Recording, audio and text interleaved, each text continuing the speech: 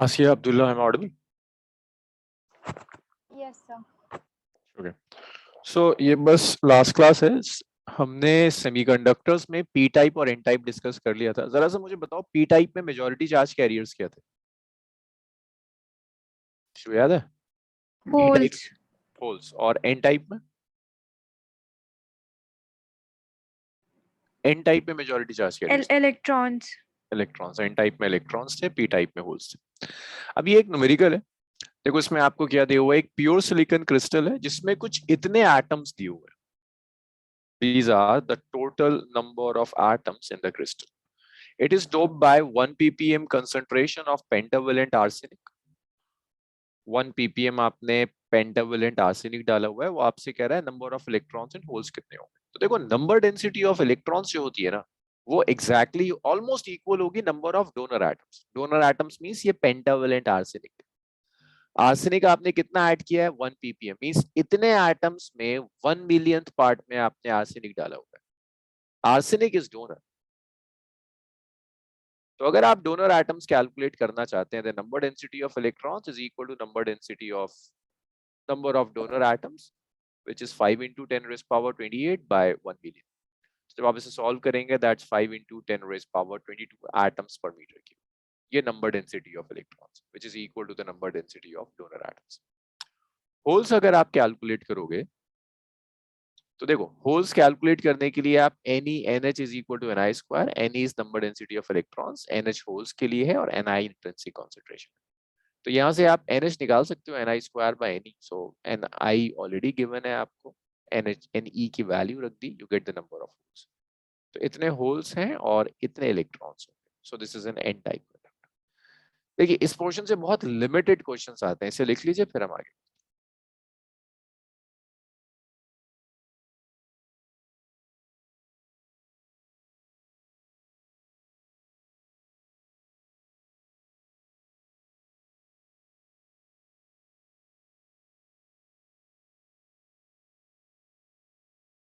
आप इतना लिख लो तो मुझे बता।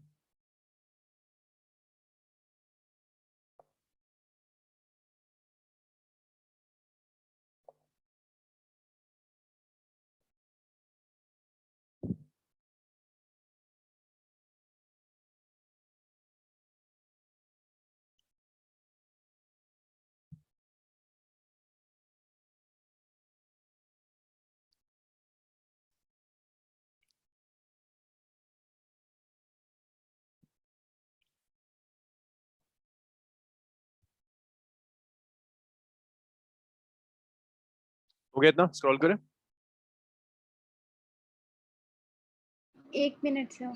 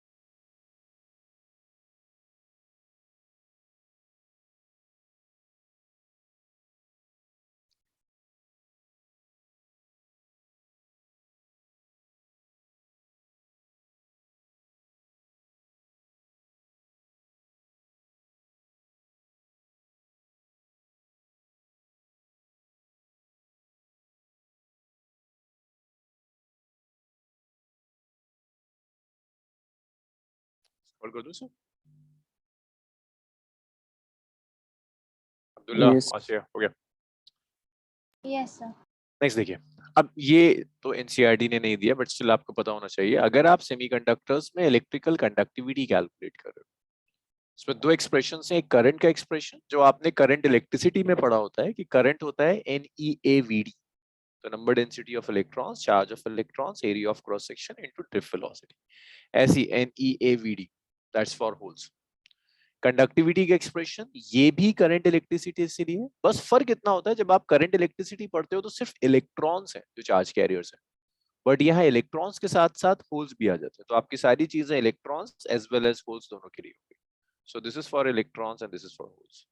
इसी तरह से यहाँ भी कंडक्टिविटी जब आप लोगे तो इलेक्ट्रॉन्स के लिए भी लोगे और होल्स के लिए भी लोगे। ये जो म्यू रिप्रेजेंट कर रहा है दैट म्यू इज मोबिलिटी, इसे नोट कीजिए। एनसीईआरटी ने नहीं दिया हुआ तो उसके चांसेस थोड़े से कम होते हैं इस टॉपिक से आने।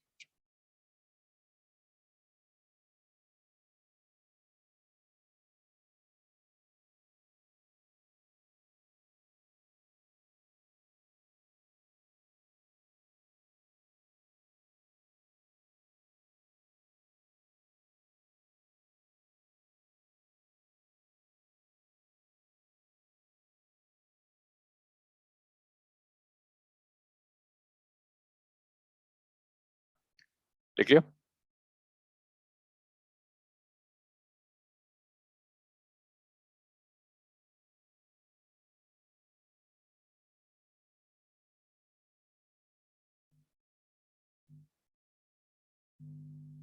नेक्स्ट देखिए पीएन जंक्शन। तो देखो अगर आप जब आप कोई भी सेमीकंडक्टर डिवाइस बनाते हो ना, तो सेमीकंडक्टर डिवाइस ना तो सिर्फ पी टाइप से बन सकती है ना सिर्फ एन टाइप से बन सकती है। हर सेमीकंडक्टर डिवाइस बनाने के लिए आपके पास पी और एन का कॉम्बिनेशन होना चाहिए which is known as PN junction. तो देखो पीएन जंक्शन कैसे बनता है। पीएन जंक्शन बनाने के लिए आप क्या करते हैं, आपको पी टाइप और एन टाइप सेमीकंडक्टर एक साथ चाहिए। तो एक साथ लेने के लिए आप क्या करते हैं कि इंट्रिंसिक प्लेट लेते हैं, प्योर सेमीकंडक्टर। एक तरफ आप ट्राइवेलेंट इंप्यूरिटी डालते हैं तो पी तरफ पी साइड बन जाता है।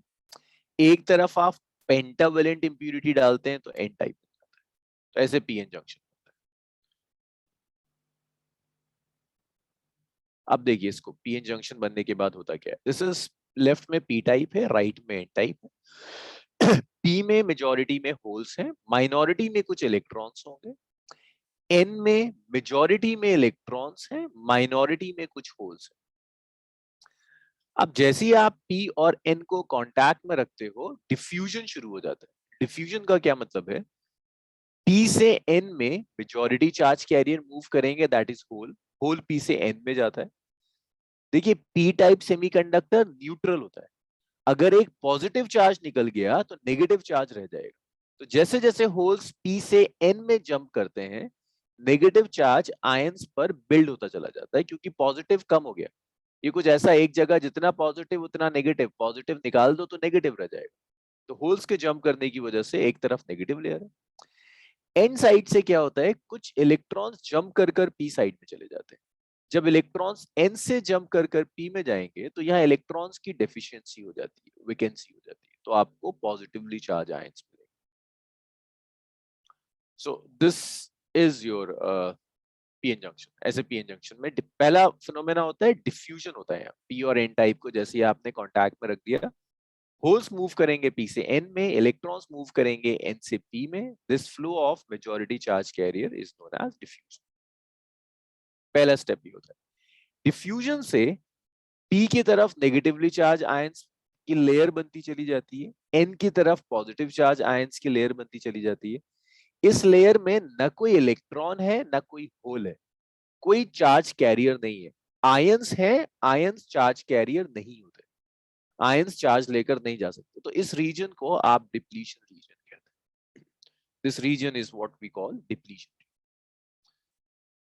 सो डिफ्यूजन हो गया, डिप्लीशन रीजन बन गया। डिप्लीशन इसलिए कहते हैं this is deplete of charge carrier. अब डिप्लीशन रीजन में क्या होगा, देखो एक तरफ नेगेटिव है एक तरफ पॉजिटिव है, तो यहाँ एक पोटेंशियल डिफरेंस डेवलप हो गया।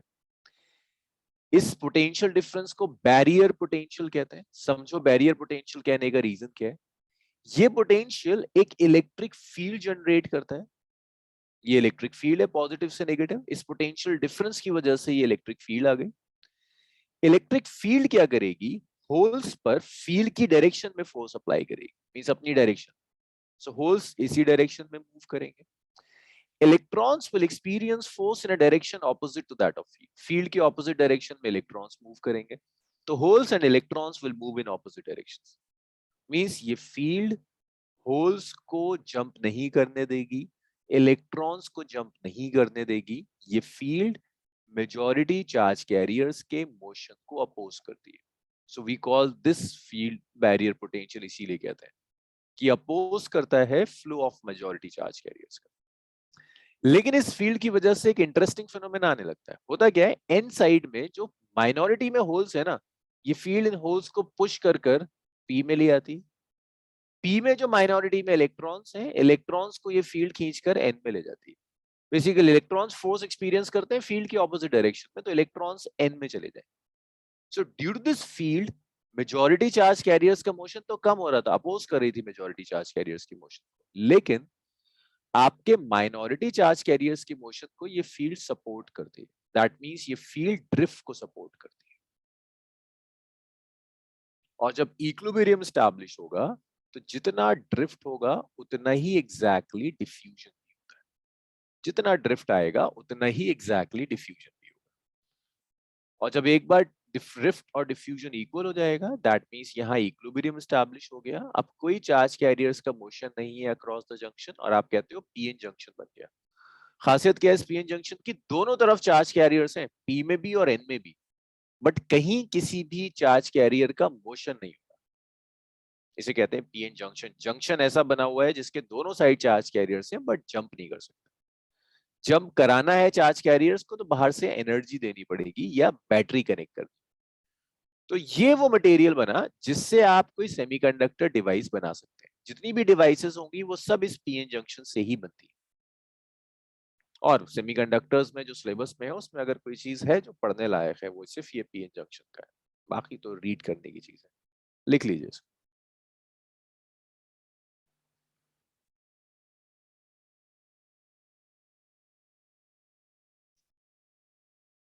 आप लिख लो तो मुझे बताना, मैं वेट करूं।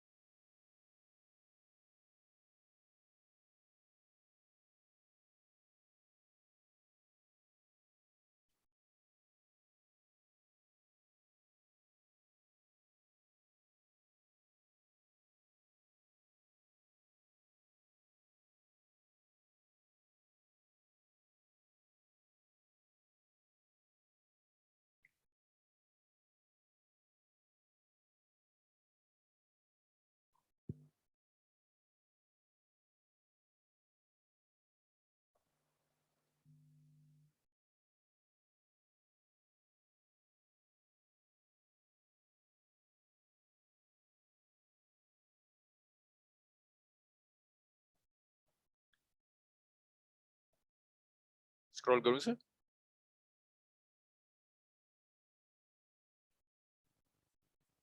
यस।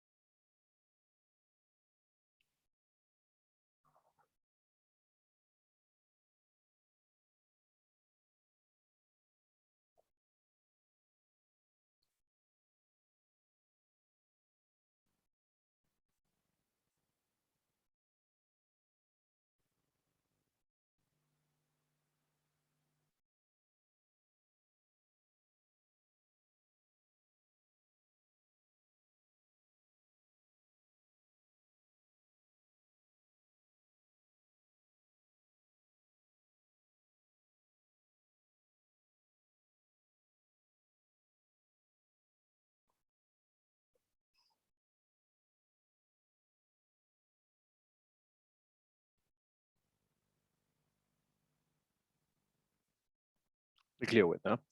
अब देखिए, जब पीएन जंक्शन बनता है then there is no net motion of charge carriers across the junction कोई चार्ज कैरियर मूव नहीं कर रहा। डिप्लीशन रीजन जो है, ये जो डिप्लीशन रीजन है आपका, इसका पोटेंशियल डिफरेंस आप किसी भी वोल्ट मीटर से मेजर नहीं कर सकते। द रीजन इज यहाँ कोई चार्ज कैरियर नहीं है। इसको मेजर करने के लिए कैपेसिटेंस का लॉजिक यूज करना होता है। तो क्वेश्चन आता है क्या इसको मेजर कर सकते हैं using a voltmeter? No, we can't measure it using a voltmeter. Barrier potential आप वोल्ट मीटर से मेजर नहीं कर सकते। पी साइड का पोटेंशियल कम होता है, एन साइड का पोटेंशियल ज्यादा होगा। यही देख लो, पी पर नेगेटिव है, एन पर पॉजिटिव, सो एन का हायर पोटेंशियल है, पी लोअर पोटेंशियल है। अब पीएन जंक्शन डायोड क्या होता है? इसी पीएन जंक्शन को अगर आपने मेटालिक कॉन्टैक्ट्स दे दिए then you get PN junction diode. This is the symbol of the diode. अब देखिए पीएन जंक्शन डायोड काम कैसे करता है। पीएन जंक्शन डायोड से आप दो तरह से काम ले सकते हैं। एक, आप मेजॉरिटी चार्ज कैरियर्स को यूज कर सकते हैं करंट के लिए। दूसरा, आप माइनॉरिटी चार्ज कैरियर्स को यूज कर सकते हैं करंट के लिए। अगर आप मेजॉरिटी चार्ज कैरियर्स को यूज कर रहे हैं then we call it as a forward biasing. अगर आप माइनॉरिटी चार्ज कैरियर्स का करंट काउंट कर रहे हो then this is reverse biasing. Forward biasing में क्या होगा, ये जो डायोड होता है ना, ये वाला ट्रायंगुलर पोर्शन पी को शो करता है, ये लाइन एन को शो करता है। This is symbol of diode. तो आप पी को कनेक्ट करते हैं with the positive terminal of the battery, N को कनेक्ट करते हैं with the negative terminal of the battery, that's forward biasing. ये फॉरवर्ड बाइसिंग है आपके पास, पी को पॉजिटिव से और एन को नेगेटिव से कनेक्ट किया। तो फॉरवर्ड बाइसिंग में करंट फ्लो करेगा मेजॉरिटी चार्ज कैरियर्स की वजह से। बैरियर पोटेंशियल देखो, ये बैरियर है और ये आपने जो बैटरी अप्लाई करी है, दोनों ऑपोजिट पोलैरिटीज में, सो बैरियर पोटेंशियल कम हो जाएगा। इफेक्टिव रेजिस्टेंस और डिप्लीशन रीजन की विड्थ भी कम हो जाती है। जब आप फॉरवर्ड बायस करोगे तो इफेक्टिव रेजिस्टेंस भी कम हो जाएगा, डिप्लीशन रीजन की विड्थ भी डिक्रीज हो जाएगी, और आपका जो करंट होगा that current will be in milliampere. आपका करंट मिली एम्पियर में फ्लो करता है। तो अगर पहले बैरियर पोटेंशियल वीबी था, फॉरवर्ड बायस करने के बाद देखो ये बैरियर पोटेंशियल कम हो गया, यहाँ पहुंच गया वीबी माइनस। तो फॉरवर्ड बायसिंग में एक बार और देख लीजिए, पी को बैटरी के पॉजिटिव टर्मिनल से कनेक्ट करना है, एन को बैटरी के नेगेटिव टर्मिनल से कनेक्ट करना है। करंट फ्लो करेगा due to the flow of majority charge carriers. Effective barrier potential decrease हो जाता है। इफेक्टिव रेजिस्टेंस और डिप्लीशन रीजन का रेजिस्टेंस भी कम हो, विड्थ भी कम हो जाएगी। इसे लिख लीजिए फॉरवर्ड बायसिंग, यहाँ तक लिखिएगा, फिर रिवर्स बायसिंग।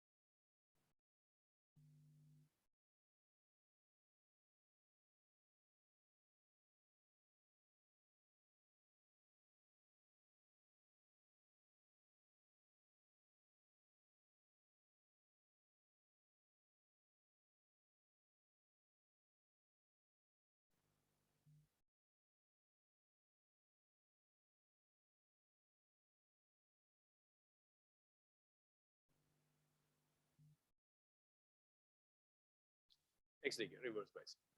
देखिए रिवर्स बाइसिंग में क्या होगा, आपने पीएन जंक्शन को पी को बैटरी के नेगेटिव टर्मिनल से कनेक्ट किया है, एन को बैटरी के पॉजिटिव टर्मिनल से कनेक्ट किया है। This is known as reverse biasing. कि आपने पी साइड को डायोड के बैटरी के नेगेटिव से कनेक्ट किया है, N side of the diode को बैटरी के पॉजिटिव टर्मिनल से कनेक्ट किया। इसे कहते हैं रिवर्स बाइसिंग। रिवर्स बाइसिंग में जो करंट होगा वो करंट माइनॉरिटी चार्ज कैरियर्स की वजह से होगा।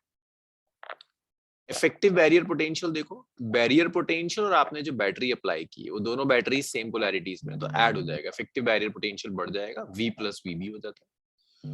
विड्थ ऑफ डिप्लीशन रीजन और उसका रेजिस्टेंस भी इंक्रीज हो जाता है। मींस जो कुछ भी फॉरवर्ड बायसिंग में था उसका रिवर्स है। देखो रीजन क्या होता है, यहाँ मेजॉरिटी चार्ज कैरियर्स क्यों फ्लो करते हैं, पॉजिटिव है ना, ये भी एंड पॉजिटिव, पी टाइप में होल्स होते हैं मेजॉरिटी में पॉजिटिव, पॉजिटिव पॉजिटिव को रिपेल करेगा।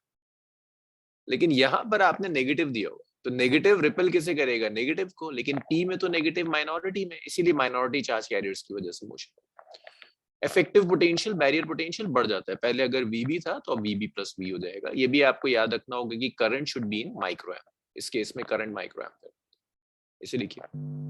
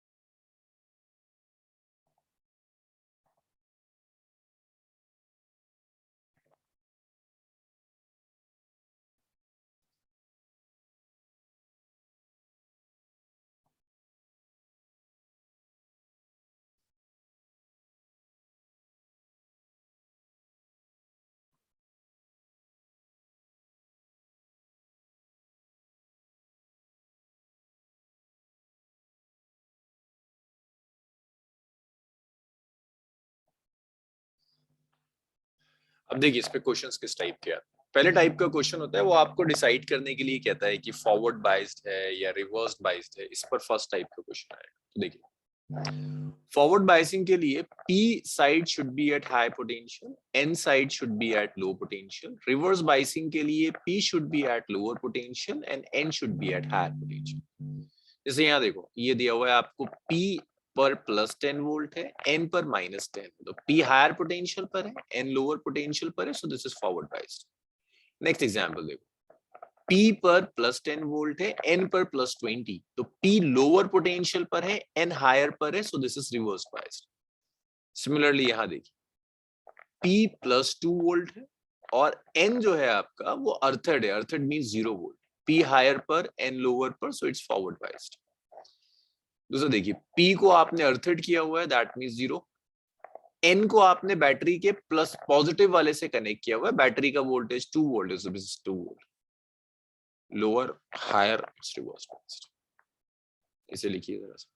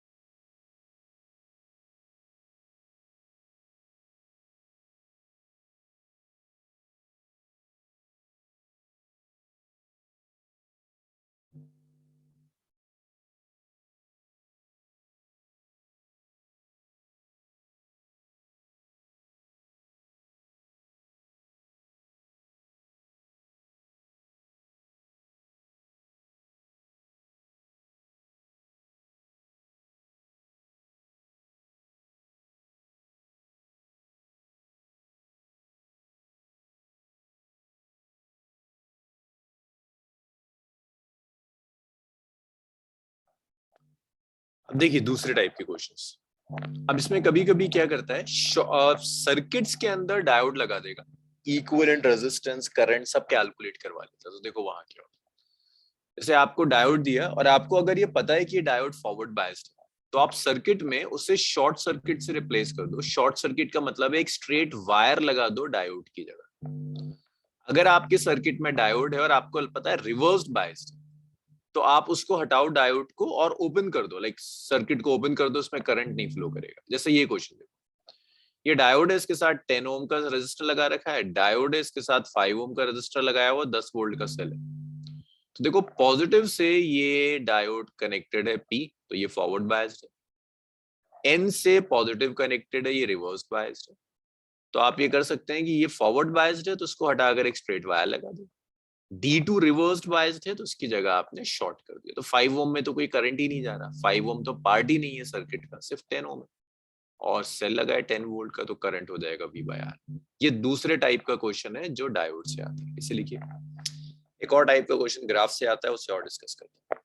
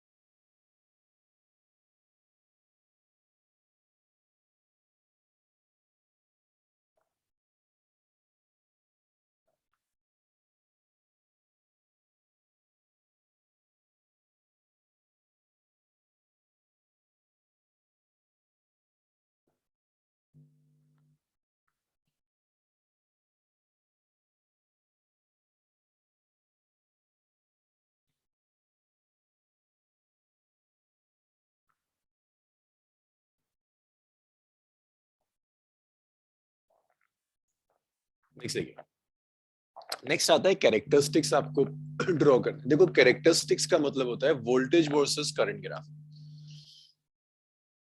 दो तरह के कैरेक्टरिस्टिक्स होते हैं, एक फॉरवर्ड कैरेक्टरिस्टिक होगा, दूसरा रिवर्स कैरेक्टरिस्टिक होगा। तो देखिए क्या मतलब है फॉरवर्ड कैरेक्टरिस्टिक। आपने डायोड को फॉरवर्ड बायस किया हुआ है, तो देखिए ये आपने डायोड लिया, this is P side, this is N side. P को कनेक्ट किया आपने बैटरी के पॉजिटिव टर्मिनल से, बीच में एक रेयोस्टेट लगाया हुआ है सिर्फ इसलिए ताकि आप रेजिस्टेंस की वैल्यू चेंज कर पाए और करंट चेंज हो जाए। वोल्टेज मेजर करने के लिए आपने पैरेलल में वोल्ट मीटर लगाया, करंट मेजर करने के लिए आपने सीरीज में मिली एमीटर कनेक्ट किया। तो जब आप इसका I versus V graph plot करेंगे तो देखो आप वोल्टेज इंक्रीज करोगे, करंट इंक्रीज होना चाहिए, लेकिन देख लो शुरू में करंट वोल्टेज के साथ बहुत कम इंक्रीज हो रहा है। जब तक आपका वोल्टेज एक कट इन वोल्टेज या इसे नी वोल्टेज भी कहते हैं, जब तक वोल्टेज इस वोल्टेज से कम है करंट बहुत कम होगा। उसके बाद करंट आपका लीनियरली एक्सीड कर जाता है। देखो एक बार वोल्टेज कट इन वोल्टेज या नी वोल्टेज को एक्सीड कर गया, करंट आपका लीनियरली इंक्रीज कर जाएगा। सो this is V versus I characteristics. ऐसा क्यों हो रहा है? कट इन वोल्टेज से पहले करंट कम क्यों है और नी वोल्टेज के बाद करंट ज्यादा क्यों होता है? The reason is knee voltage is basically your barrier potential. Barrier लिखते हैं ना, जब आप फॉरवर्ड बायस करते हो तो लिखते हो barrier potential is V minus VB। एक बार V VB के इक्वल हो गया तो नेट बैरियर पोटेंशियल जीरो हो जाएगा। कोई बैरियर ही नहीं है तो करंट आपका तेजी से इंक्रीज करेगा। आप यहीं पर अगर रेजिस्टेंस कैलकुलेट करना चाहते हैं, तो resistance is change in voltage divided by change in current. Voltage और करंट का जो रेशियो होगा उसे आप रेजिस्टेंस कहोगे। इसे लिख लीजिए। ये लिख लिया था आप लोगों ने?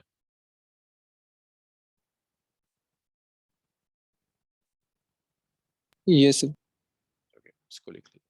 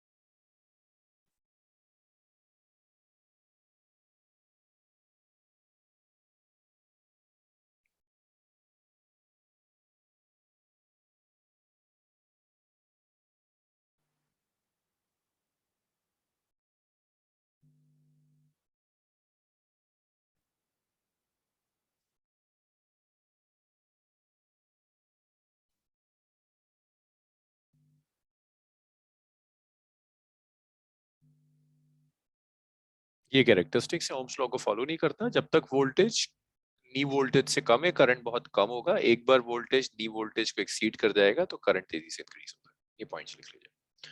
तो कैरेक्टरिस्टिक्स में हाँ, सर 1 मिनट ऊपर कर दीजिए।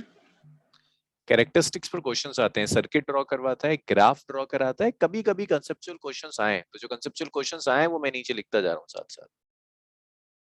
Done sir.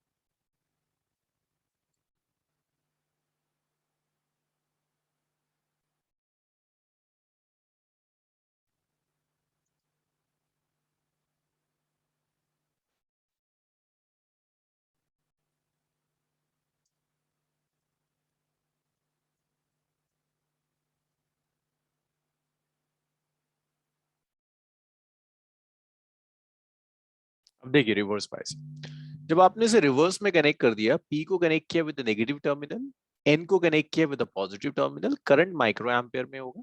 देखो वोल्टेज की पोलैरिटी चेंज कर दी, और रिवर्स बायसिंग में करंट का डायरेक्शन भी उल्टा हो जाता है।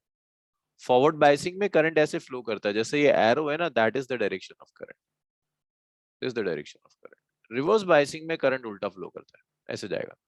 तो दोनों चीजें रिवर्स हो रही हैं, इसलिए इसको थर्ड क्वाड्रेंट में ड्रॉ करते हैं। तो देखो, जब तक वोल्टेज इनिशियली आपका इस ब्रेकजीनर वोल्टेज से, जब तक आपका वोल्टेज कम है, करंट बहुत कम है, करंट वाई एक्सिस पर है ना, देखो करंट बहुत हल्के हल्के इंक्रीज हो रहा है, बहुत कम है करंट। एक बार वोल्टेज जीनर वोल्टेज हो गया तो करंट बहुत तेजी से बढ़ता है, ये रिवर्स बायसिंग। एक बार आपका वोल्टेज जीनर वोल्टेज के बराबर हो जाए तो करंट आपका बहुत ही अब्रप्टली इंक्रीज कर जाता है।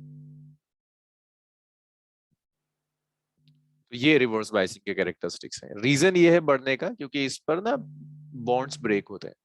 बॉन्ड्स ब्रेक होने की वजह से नए चार्ज कैरियर्स क्रिएट होते हैं, नए चार्ज कैरियर्स से करंट चला जाएगा, करंट बढ़ जाएगा एकदम से। तो ये कैरेक्टरिस्टिक्स हैं, produce a very small current which remains constant with biased. Biased means voltage, it is due to drift of minority charge carriers. Zener breakdown voltage पर करंट बहुत तेजी से इंक्रीज करता है। फिर यहाँ रेजिस्टेंस निकालने को कहता है, resistance is voltage by current. आप दो तरह से रेजिस्टेंस निकाल सकते हैं, वोल्टेज और करंट का रेशियो ले सकते हैं, तो उसे आपका हो गया आरडीसी। चेंज इन वोल्टेज और चेंज इन करंट का रेशियो ले सकते हैं, आप उसे कहोगे एसी रेजिस्टेंस। इसे भी लिखिए। फिर एक क्वेश्चन करते हैं इस पर, last topic of the chapter.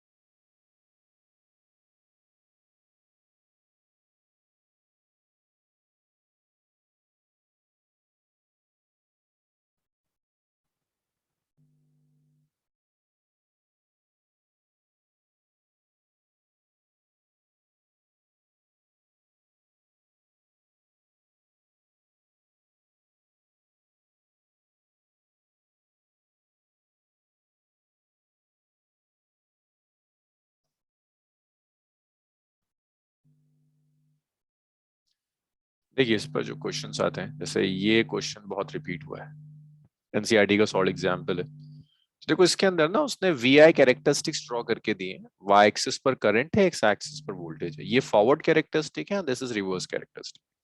कहता है जब आपका करंट 15 मिली एम्पियर है तो आप बताओ वोल्टेज क्या होगा, रेजिस्टेंस क्या होगा। तो देखो इंटरेस्टिंग क्या है, 15 मिली एम्पियर के कोरस्पॉन्डिंग ना यहाँ कोई वोल्टेज ही नहीं है। 10 मिली एम्पियर के कोरस्पॉन्डिंग वोल्टेज है 0.5, 20 के कोरस्पॉन्डिंग वोल्टेज है 0.8, 15 के कोरस्पॉन्डिंग तो वोल्टेज ही नहीं है। तो आपको क्या करना होगा, आपको वोल्टेज में डिफरेंस और करंट में डिफरेंस कैलकुलेट करना होगा। वोल्टेज में जो डिफरेंस होगा दैट्स 0.8 माइनस 0.5, करंट में जो डिफरेंस होगा दैट्स 20 माइनस 10। आपको नहीं पता ना 15 के कोरस्पॉन्डिंग क्या है, तो आप 15 के जस्ट ऊपर वाला करंट ले लो, 15 के जस्ट नीचे वाला करंट ले लो, डिफरेंस कैलकुलेट कर लो। 15 के जस्ट ऊपर वाला वोल्टेज मींस 0.8, जस्ट नीचे वाला वोल्टेज 0.5, इसमें डिफरेंस ले लो। 0.8 minus 0.5 it's 0.3 by 10 raised per minus 2, 0.3 into 10 raised power 2। तो रेजिस्टेंस आ गया आपका 30 फॉरवर्ड बायसिंग। रिवर्स में देखो कह रहा है जब वोल्टेज -10 है, तो देखिए जब वोल्टेज -10 है तो यहाँ देखो करंट है 1 माइक्रो एम्पियर, तो आप लिख सकते हो वोल्टेज बाय करंट, वोल्टेज 10 है, करंट 1 माइक्रो एम्पियर, तो 10 raised per minus 6, this is 10 raised power 7। इस तरह के क्वेश्चंस इसके ऊपर आते हैं यूजुअली। कैरेक्टरिस्टिक्स के ऊपर ग्राफ बना के देगा, रेजिस्टेंस पूछता है। यूजुअली थ्योरेटिकल आता है, कहता है कि फॉरवर्ड या रिवर्स कैरेक्टरिस्टिक ड्रॉ कर दो, या ये ग्राफ आता है, यहां से कैलकुलेट करवा लेता है। लिखिए इसको।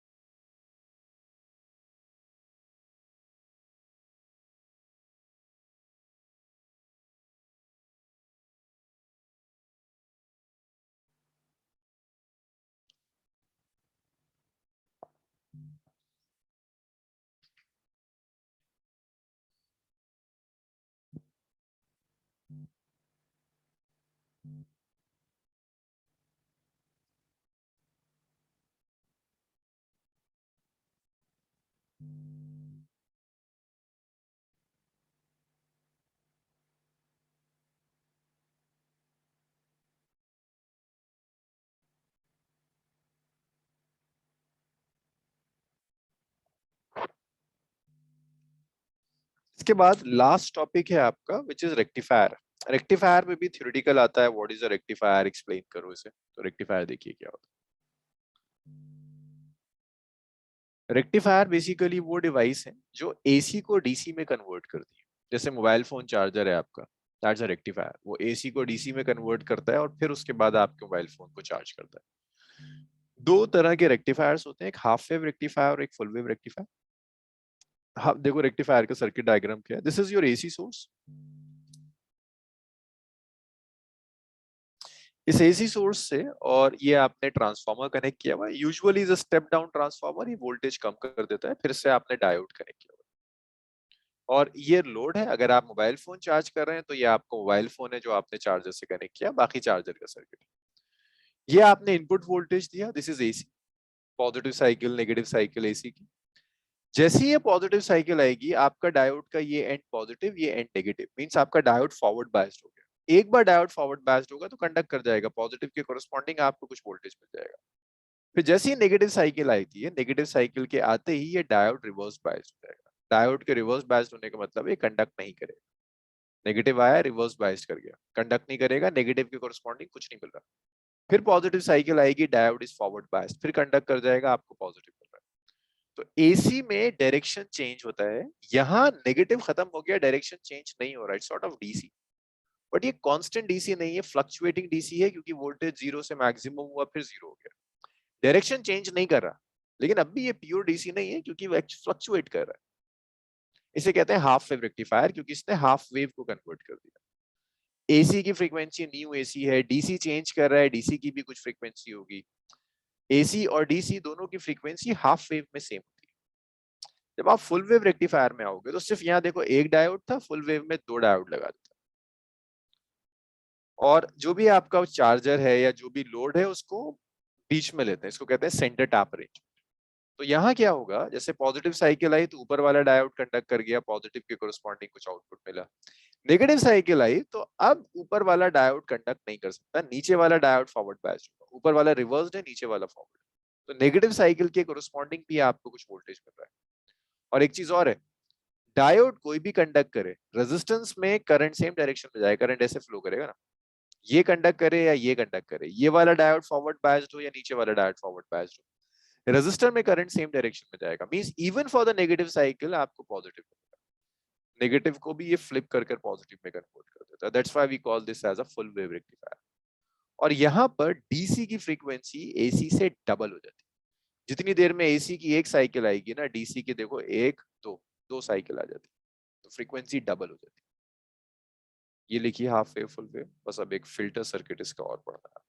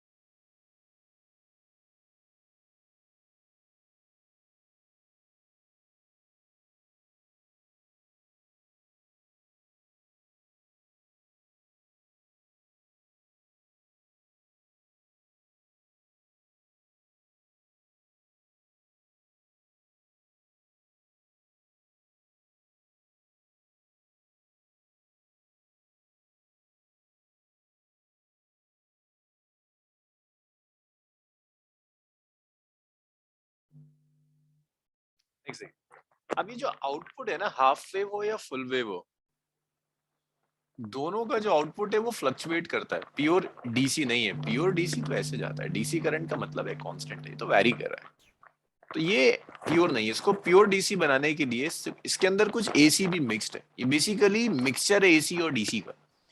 इससे प्योर डीसी निकालने के लिए फिल्टर सर्किट यूज करते हो। आप क्या करते हो, जो भी रेक्टिफायर है ना, इसका जो भी आउटपुट आया था उसे आप फिल्टर सर्किट से पास करते हैं। फिल्टर सर्किट क्या है, सिर्फ कैपेसिटर है। कैपेसिटर की खासियत ये होती है कि अपने में से एसी पास होने देता है बट डीसी को ब्लॉक कर देता है। ये आप एसी जब पढ़ते हैं ना, तब आप पढ़ते हो कि एक्सी होगा 1/ओमेगा सी, ओमेगा अगर 0 है तो XC infinite. That's a filter, it's a capacitor. तो आपका जो कैपेसिटर है उसका रिएक्टेंस इनफाइनाइट होता है डीसी के लिए, तो डीसी को ब्लॉक कर देगा। मान लो इस कैपेसिटर में एसी और डीसी दोनों का मिक्सचर आया, इसने क्या किया, डीसी को तो ये ब्लॉक कर दिया, एसी को पास होने दिया, वो एसी आपको यहाँ मिल गया लोड रेजिस्टेंस। एसी पास हो गया, डीसी ब्लॉक हो गया ना यहाँ, तो जैसे ही आपने कैपेसिटर के पैरेलल में कुछ लिया तो आपको प्योर डीसी मिल जाएगा। ये फिल्टर सर्किट का काम है, इसे लिख लीजिए।